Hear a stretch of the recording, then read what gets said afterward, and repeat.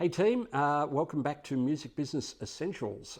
We're still in Module 1, of course, and the title of this module is Thinking About the Business of Music.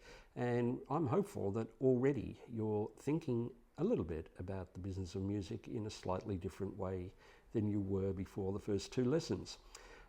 This third lesson really kind of wraps up the essential introduction section.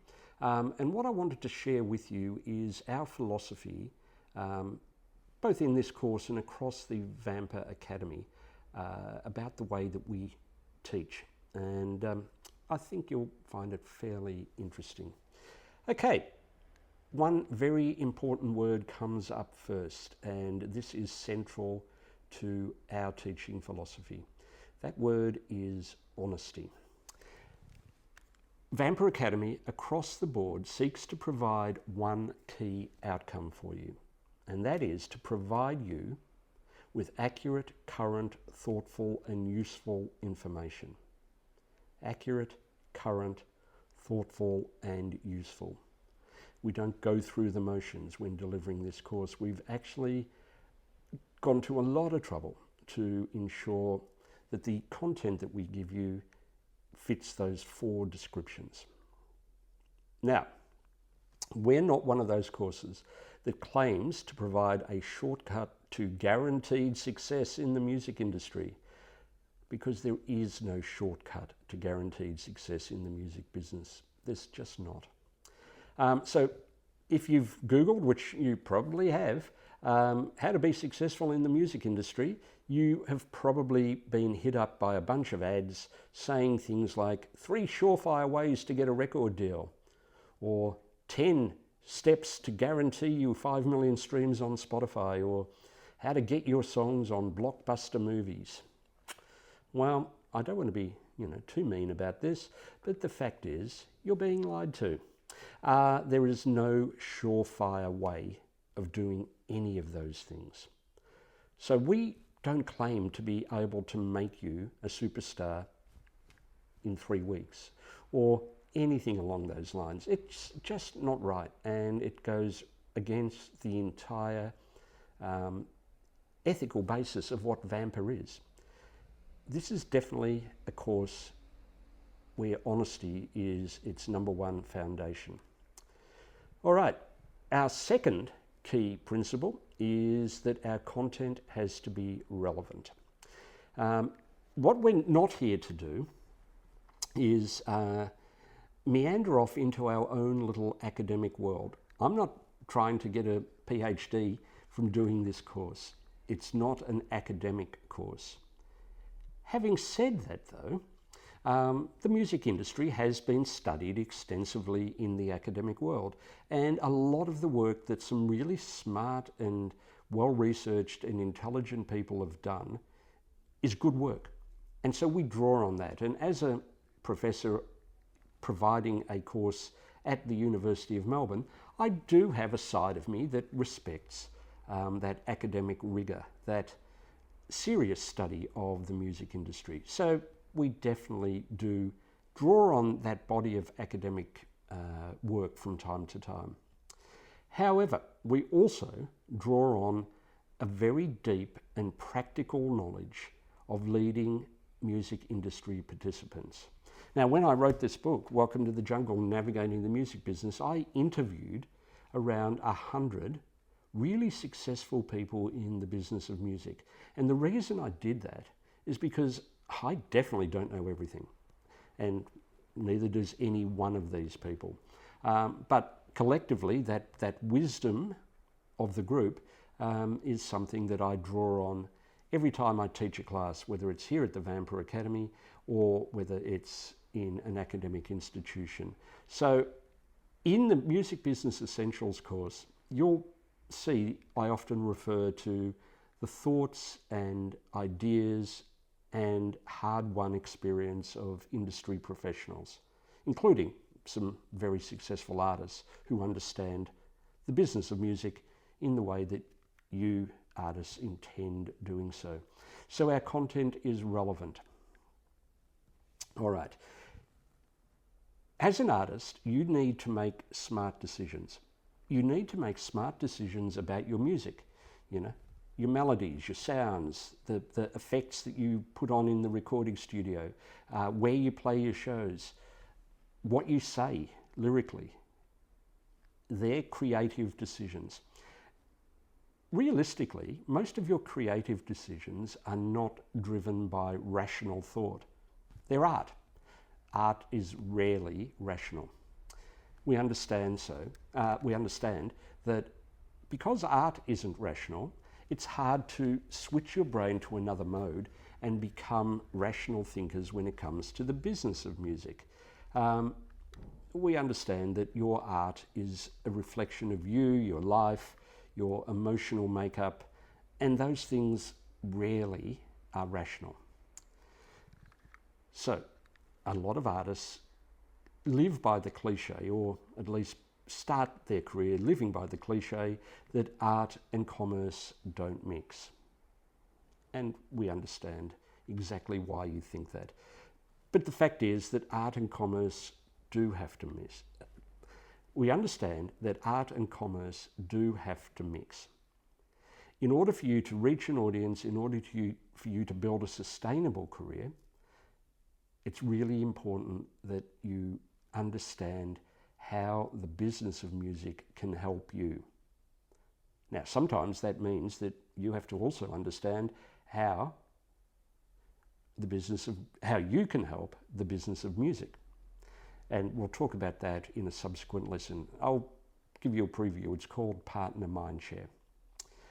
All right. Now, it's never been as true as it is today that in order to successfully have a sustainable career in the arts, and in particular in music, you need to understand how the business side of music works. So that's our philosophy. We have to provide you with relevant content.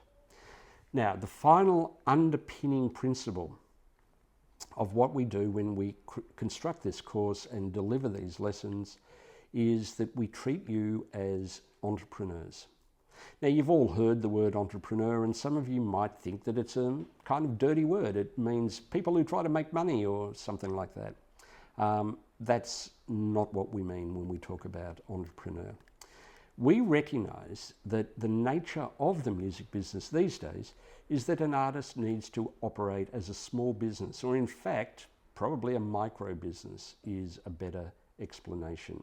And that you as an artist need to be people have called it an artistpreneur. Don't really like that phrase that much. It sounds a bit silly to me, but the idea of you need to take an entrepreneurial approach to being an artist.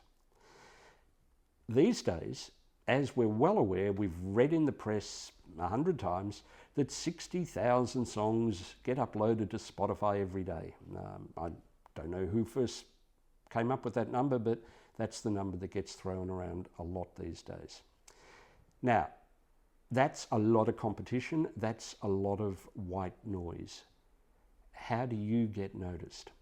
Well, you have to do something. As my friend Mick Newton said in lesson number 1, doing something will get you somewhere, doing nothing will get you nowhere.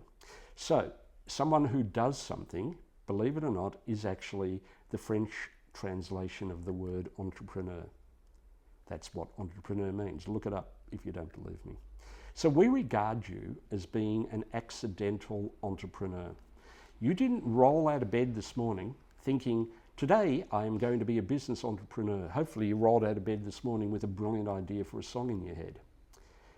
So the definition that is used for this phrase, accidental entrepreneur, is kind of confronting. An accidental entrepreneur is a person that one day encountered a problem that punched them square in the face. And this problem kept punching them in the face day in, day out, consuming their every thought until they had no choice but to put everything else aside and start punching back. Now, that moment when you say there has to be a better way and I'm going to come up with it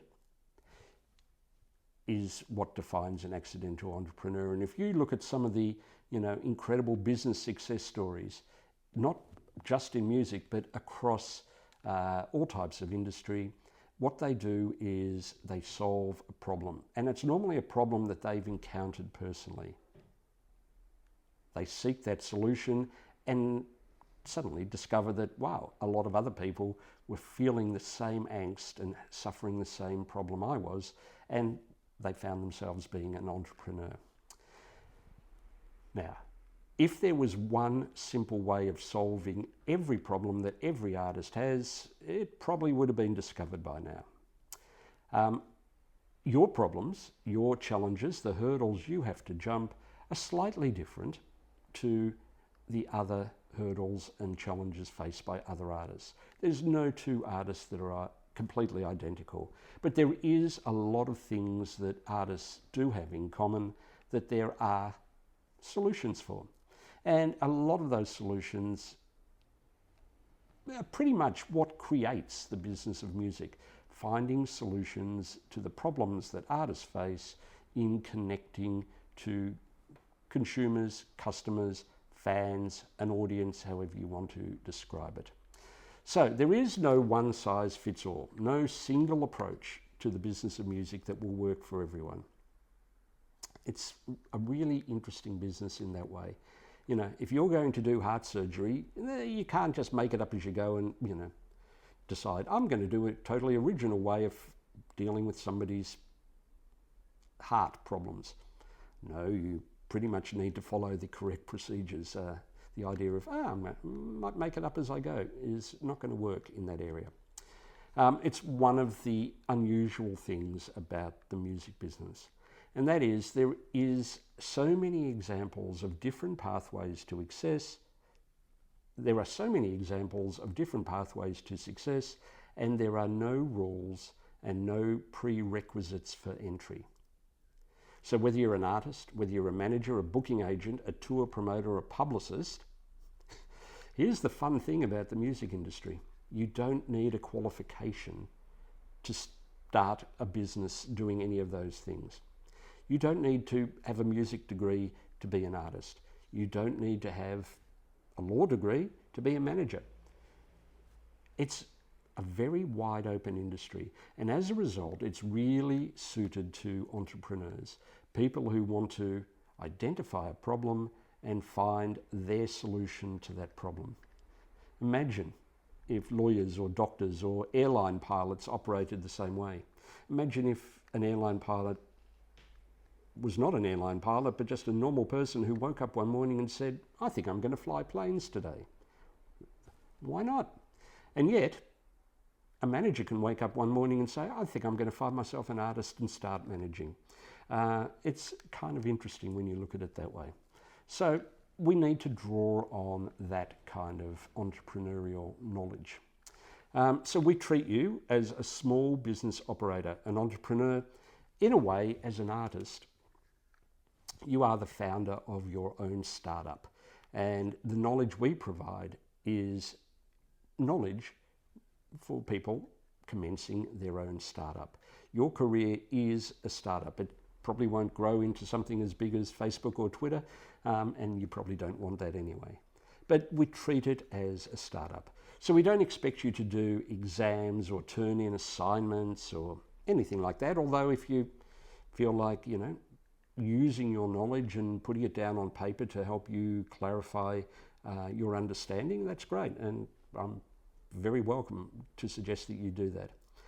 However, what we really hope that you do is that you want to discuss and learn and bring your own journey as an artist to the table here. We've given you the opportunity in this course to interact with other students, other musicians who are on a pathway to the same or a similar destination as you. And really, this philosophy reflects the whole ethos of Vampr.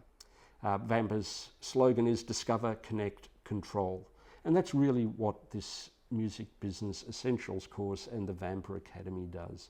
It gives you the opportunity to discover new knowledge, to connect that knowledge to the industry and to other artists, and to take control of your career. So that's pretty much our approach to this course. I know I've taken 3 lessons to really introduce the teaching philosophy. And some of you might think, I wish you'd just tell us what copyright is. We'll get to that, I promise, and I guarantee you're going to have very detailed knowledge in all of those areas. But I think it's vitally important that you understand the philosophy of our teaching here at Vampr Academy. So, to summarise, the teaching philosophy of Vampr Academy is based in distributing knowledge and recognising that there are no legit shortcuts in the music business. People can get lucky, people can achieve success quickly, but to plan a career in the music business, you cannot rely on some advertised shortcut or surefire way of skipping the queue. We treat you as entrepreneurs and suggest that by choosing to take this course, you have intentions of attracting an audience to your music. And you would kind of like to monetize that audience so that you get to keep doing what you love doing.